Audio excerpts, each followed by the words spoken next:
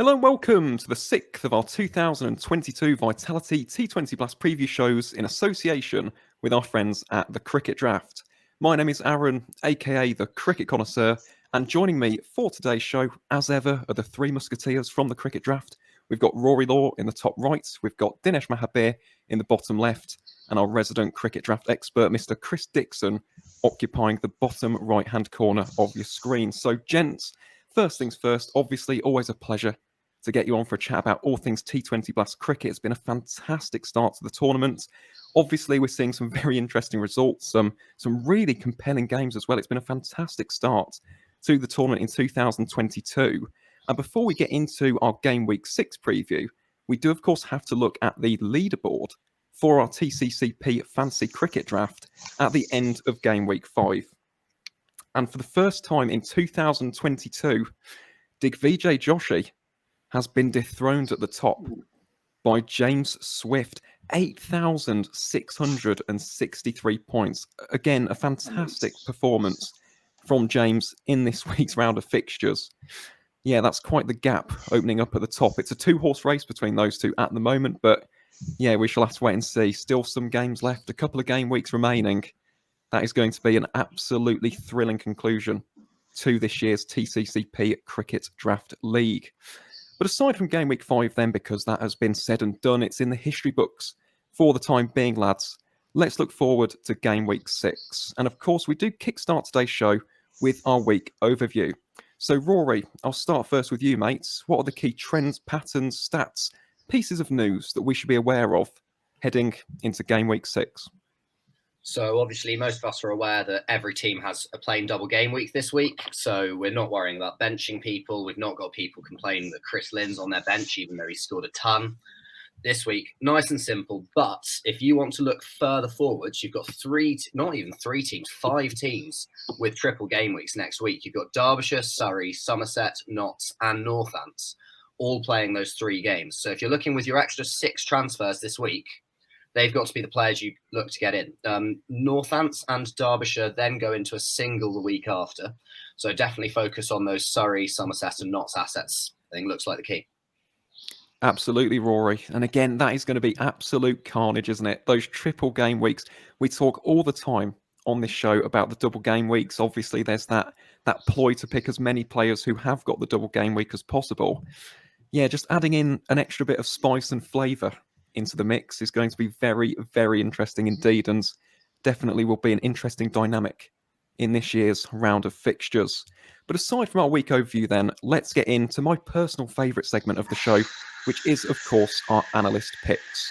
So for those who haven't seen the show so far, we have 3 categories for the segment, starting with the banker. So this is the marquee name, the captain of your fantasy team. Then we have our one to watch, which is an under-25 rising star in this year's T20 Blast.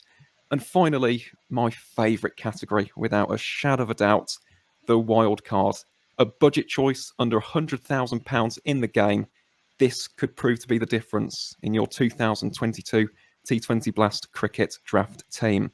So to kickstart today's segment then, lads, Dino, I'll start with you first, mate. Who is your banker for Game Week 6? All right.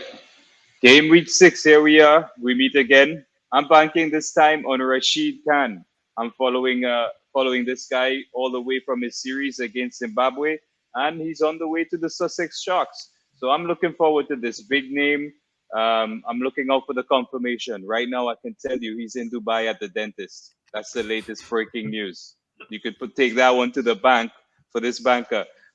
It's worth it to me. Will he play both games? I imagine he plays one, and even then, it's still worth it to me. I mean, he's a massive impact player. He's won the IPL. Versatile with bat and ball. You can see that he's been improving with the bat and the ball. It's amazing to think he's just 23 years old. What stood out for me that really ticked the box for me was during the IPL when he was given the leadership role when Hardik Pandya was not available. He did that, without breaking a sweat. He made it look easy. So I think he ticks a lot of boxes, Rashid Khan, and if he's available, I'm banking on him. Well, to be honest, Dean, I don't think many people will be arguing or disagreeing with that shout. Rashid Khan, absolutely fantastic player, isn't he? I would argue the best T20 player on the planet, and we really are privileged to see him back in county cricket in 2022. And Chris, talking of players who we're blessed to have in the circuit for this year's tournament, who have you selected as your marquee player for this week's round of fixtures? So I've gone for Sunil Narayan of Surrey.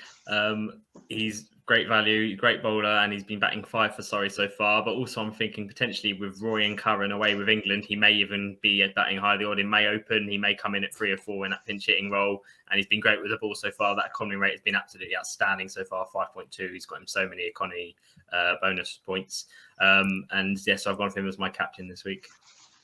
Yeah, to be honest, Chris, absolutely no surprises there. The most economical bowler in the Blast so far, 5.2 runs per over. You mentioned that bonus point idea, I suppose.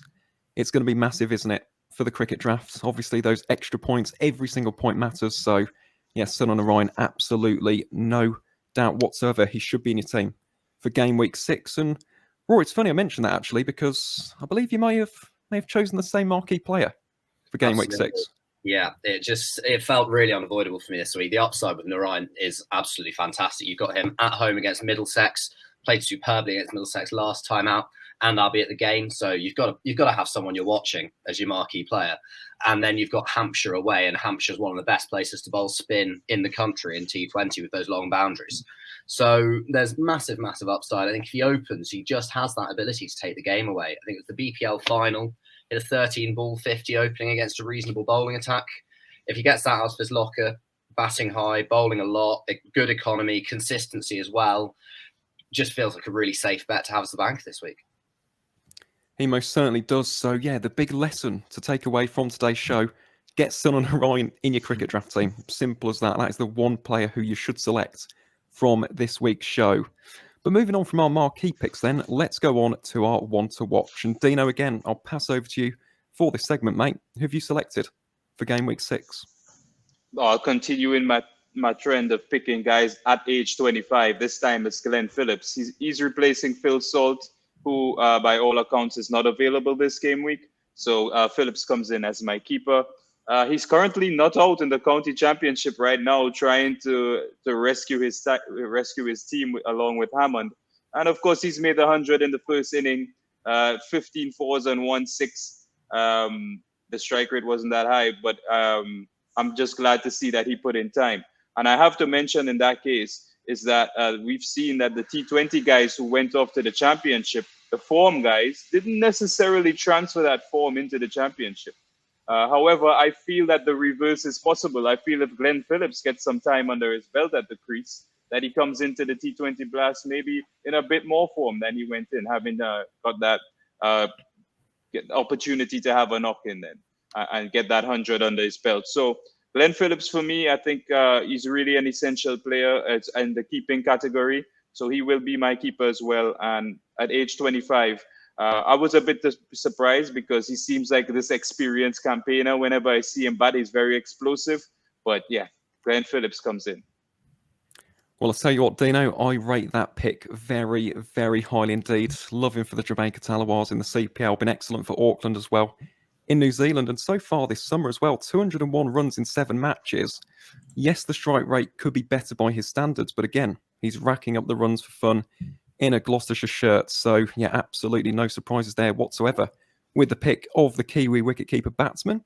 And Chris, what about yourself, mate? I think you've been a bit cheeky this week with your one to watch. I think this guy, I'm not sure if he actually, counts as a rising star considering how long he's been playing for, but who have you selected for the sake of the viewers at home? I've gone for Rashid Khan. Yeah, certainly maybe not a rising star. He's already made it, but he does fit the under 25 category. He's still only 23 years old, believe it or not. So I'll sneak him in wherever I can to this category. Great bowler, arguably the best T20 bowler in the world and has been for a few years now. And Sussex's batting is also not the strongest. I'm sure they'll utilise him in a role. Probably won't be batting 7 or 8. He could easily be batting in the top 6 as a pinch hitting role. His strike rate is very good in T20 cricket. So he offers great value as a pick because he only fills a bowling slot. Previously in the cricket draft, he has been an all-rounder. I think maybe last year in the 100 or something, he might have been an all-rounder. But now as a bowler, he offers great value and one of the best bowlers in the world. High strike rate with a bat. Got to have him in. So I've gone for him in this category. You know what, Chris? I respect it. I really do. And that's actually a really important point as well. He counts as a bowler. So you could get those batting points as well. We talk about value picks.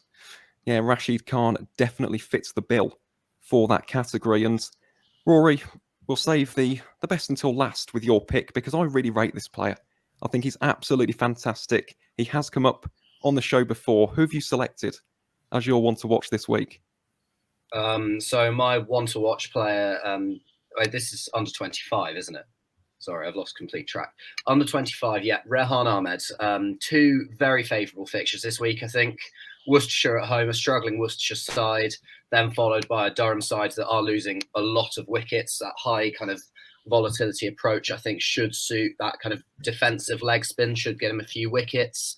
And yeah, he's just a brilliant player, isn't he? He's so cheap. He's their lead bowler, bowling all those kind of key overs in the middle where Durham have been really struggling, particularly I'm looking at that fixture, and at two grounds that should suit him. So I think we've mentioned him before. This week should be about the best that he could get, really, in terms of opposition and venue. Absolutely. And again, a fantastic prospect. Rehan Ahmed, the ceiling really is so high with him. I cannot wait to see his development over the next few years. I really can't. And talking actually of one of Rehan's under-19 teammates, we now go on to our wild card. And Dino, you might actually get the award for the most bizarre and outlandish pick on the cricket draft preview shows this year. Who have you selected as your wild card for the sake of the viewers at home? All right, this week I'm going with the unsung hero, Fateh Singh. Now, Fateh is yet to play a game in the Blast, but I've had him in my team since game week 1, and he's the cheapest player in the game. So when you said under 100, I went way below 100 this time around. All right, and I really just wanted to give a shout out to him. He's a left arm spinner. Let's be honest, we don't anticipate him getting a look in. We would hope that any player on the bench would, but he's been on my bench in fantasy cricket because he's an enabler. You have 4 guys on the bench, 3 of them are backup players, and the 4th one for me as a strategy is just going to be the cheapest player in the game. So there are so many players under 100 that play. When I mean so many, there's like, let's say 10 guys that you choose from under 100 that play regularly, unless you're going for a really differential pick. So I just wanted to say Fateh Singh, game week 1 from on the bench, you've been doing it for me. You've been enabling me to pick the big guys, like Rashid Khan comes in, Narayan comes in. Everyone's looking for the big names. Now Chris Lynn may be coming into your team. So Fateh, you're the enabler, you're the unsung hero, and that's my pick for this week. I'll tell you what, Dino, obviously from a strategy perspective, very logical, but he is a very good young spin bowler. Again, I don't think we're going to see him in this year's T20 Blast, but watch out for him in the Royal London One Day Cup. Genuinely a very, very exciting prospect indeed. And again, a bit like Rehan, someone to keep a close eye on heading into the rest of this summer and, of course, the years beyond. And Chris, what about yourself, mate? Who have you selected as your wild card ahead of game week 6? So I've gone for Luke Holman, who just fits in at 99k. He's been pretty mediocre so far, I've got to say, with bat and ball. But I'm a strong believer in sticking with people that can offer you value and can do both things with bat and ball. And his career average with the ball is still only a touch above 20, and he averages above 20 with the bat. He hasn't actually bowled at all in the last few games for Middlesex. But he's been coming in with the bat, and early on in the tournament, he was batting a bit low and coming with the ball. But he has great potential, great value because he does bat, he does bowl. His career numbers are good despite a high economy rate so far. And so I think it's a great value pick to have. Again, of course, another double game this week, as every team does. So I've gone for him this week. Again, Chris, going with that overarching theme of value, and more value, and of course the double game week. So again, Luke Holman, I do hope that he does have a strong end to the tournament. He's a nice guy, he's a good young prospect, and again, just hopefully that economy rate can come down in the next few games. And Rory, last but by no means least, who have you selected as your wild card for game week 6? So I've gone with George Scrimshaw again. I'm a massive fan of this guy, as I mentioned it last week. I've made the mistake in the past of mentioning guys a week too early, and then they're good the week after I mention it. Happened with Lewis Reese. It happened with Aaron Lilly. I'm not having it happen again this week. Scrimshaw's got Birmingham Bears and Yorkshire, who are on paper obviously two very strong sides. But with Birmingham potentially struggling a bit with the bat, sorry, Aaron, there's potential for him to get himself in there. He bowls quickly, he bowls back for length, he bowls a lot of death, and his death numbers are absolutely brilliant. Still, I think last season he was going at just short of sevens at the death for Derbyshire in his debut season. So there's a lot of potential with this guy. He's not quite hit his heights yet. I think he could. Obviously, triple game week coming up week after as well. Couldn't really get rid of him.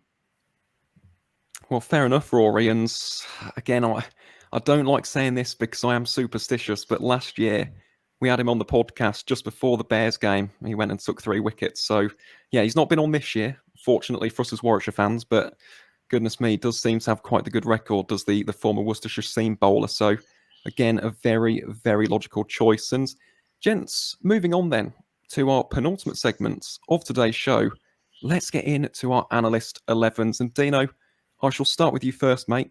Who have you selected as your starting 11 for game week 6? All right. Well, my starting 11, there you see it on the screen. I'll just break it down for you. All right. The first 3 will be the batsmen. The top 3 are the bosses: Smeed, Lynn, Hales, strike rate kings. You can't go wrong with these guys. But you can, because these guys seem to be either duck or 100 and no in between. So what's going on with these guys? Look, I'm going to go with those 3. I'm putting just because, they need really no justification. These are the guys you love to see in the power play of the game. So we go on to Tim David. Now that his team has lost some players to England duty, I think his responsibility steps up a bit. He's probably one of the best form players right now. How will it go with the responsibility? We'll see. So Tim David, no-brainer. Oliveira's been in good nick. In the county championship, he's done all right.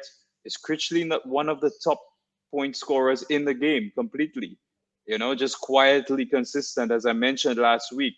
He's my choice for captain or Rashid Khan based on Rashid Khan's availability. So that happens. Sunil Narayan comes in, not my captain, because he is another guy with a duck possibility. He's a guy that goes pretty high. And we know what ducks do in this game. They drop you a big minus in this game. So that's it. Rashid Khan comes in. We saw Glenn Phillips as the keeper. And just to finish off, Lintott and Rayan Ahmed. Rayan Ahmed for me was a toss-up between Ahmed and Heldrich. I've gone with Ahmed just because I feel he might do that little bit extra with the bat. And that's really what seals my team this week. And yeah, there's some high percentage players I don't own. Let's just call some like Jax, Hogan, Sterling, Neesham. Neesham's not really that high percentage, but those are the guys that are not in my team that I'm really scared of. So I just wanted to mention that as well. So that's where I am this week. Fingers crossed. Fingers crossed indeed, Dino, as we shall get on to wrap up today's show. Yeah, it's been quite the dogfight between yourself and Rory for the coveted crown of TCCP leader in this year's review shows. But obviously, again, a very, very strong starting 11, to say the least. And talking of strong starting 11s, Chris, what about yourself, mate? Who have you selected ahead of this week's round of fixtures? So for my batters, I've gone with Will Smeed, Chris Lynn and Joe Clark. Chris Lynn's one of the ones I've brought in this week, twofold. One, because he's been in great form. 2, with the triple game week coming up the week after. So I thought he's someone I'm going to bring in. Joe Clark I've had for a while. Would like to get Hales in, but because I've still got Joe Clark, I thought I'll stick with him for now rather than waste a transfer and use my 6 transfers elsewhere for now. But he's been playing second fiddle to Hales so far, but he could easily go big as well. He's got a great career strike rate. And then my 4 rounders this week, I've got Narayan, Neesham, Critchley, who's had a great tournament so far. I think he actually is the leading point scorer in the game so far. I think he's batting 4 and bowling 4 overs most games for Essex, so he's having a great tournament. And Hayden Kerr, who actually is 0% owned, which is very surprising considering his exploits in the Big Bash. He hasn't quite done it yet for Derbyshire, but could easily do so. He's been batting 4, and if he started to bat up the order a few games as well, so he could easily be a great differential going forward, and also has a triple game week going the week after, so that's why I brought him in. Pepper is still my keeper, and then 3 bowlers, I've gone for Rashid Khan, Luke Holman and Jake Lintott. Jake Lintott's a great bowler, and the other 2 have great value with their batting as well, so that's why I've gone with them.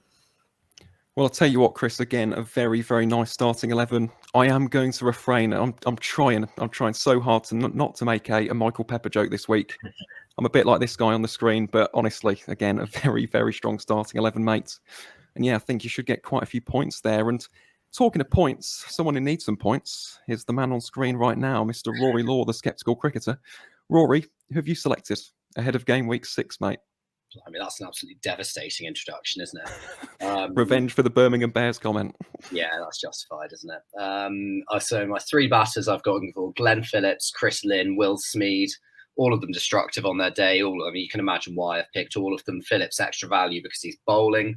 Seems to be bowling around 3 overs a game at the moment for Gloucestershire, bowling some power play overs, which I'm really, really appreciating. In the all-rounder slots, I've got Tim David. I know he's a batter, but I think without Livingston there, there's going to be extra responsibility with the ball, bucket hands in the field, and could bat potentially. He'll bat top 5 for sure. They'll make sure he gets plenty of balls to face. Will Jacks has come in. Brett D'Oliveira, who I think will have increased responsibility with Moeen not playing. Seemed like before he was there, he was bowling 4 overs opening the batting. And Sunil Narayan is my captain. Ben McDermott's gone into wicket keeper. He's impressed me with how quickly he started as opposed to how he's done historically. So I felt like I had to give him a bit of a run in the side, and Scrimshaw, Harrison and Rehan Ahmed as my 3 bowlers. So budget's very much gone top heavy, but I'm happy with where it's gone. I was just about to say that it's high risk, high reward, isn't it, Rory? But again, that is what fantasy cricket is all about, isn't it? You want one of those massive game weeks. And again, game week 6, who knows? Only time will tell. That could prove to be the case in game week 6. But yeah, folks, before we wrap up today's show, we do, of course, have our final little segment for today, which is just a little bit of fun to wrap up the show. And that is, of course, our battle between Rory and Dino. Now, Chris, I think so far you've got every single prediction correct. I'm not sure if you got it correct this week, though, because Dino's still on top. Dino is still on top. In fact, out of all 4 of us, Dino's actually the leader on 7,121 points. In second is the cricket connoisseur. I can't believe this. 6,826 points. And then it's really close between Chris and Rory. Chris is on 5,956 points. Rory on 5,889. But again, this week, it's going to be interesting, isn't it, lads? And Chris, as the oracle of the County Cricket Podcast's Cricket Draft Preview Show, who do you think will end up on top at the end of game week 6 between Rory and Dino? I'm going to go back to Dino again this week. I think he's got a few more of the big names in this week. So if I had to pick, I'm going to go for him. Let's see if it works out. Fair enough, Chris. Rory, I know you're looking a bit glum there in the top right, but who knows? This week could be your week. We shall have to wait and see. You've got some big picks in there. Maybe the cricketing gods, they may shine favourably upon your team this week. We shall have to wait and see. And of course, for all the viewers out there, let us know your thoughts. Who do you think will be on top at the end of game week 6? Will it be Rory, the sceptical cricketer, or will it be Dino at Cricket Dino in the bottom right-hand corner of your screen? But that is essentially it from us 4 here at the County Cricket Podcast for today's preview show. To each and every single one of you wonderful viewers, thank you very much for tuning in. And as always, guys, we'll see you on the next one.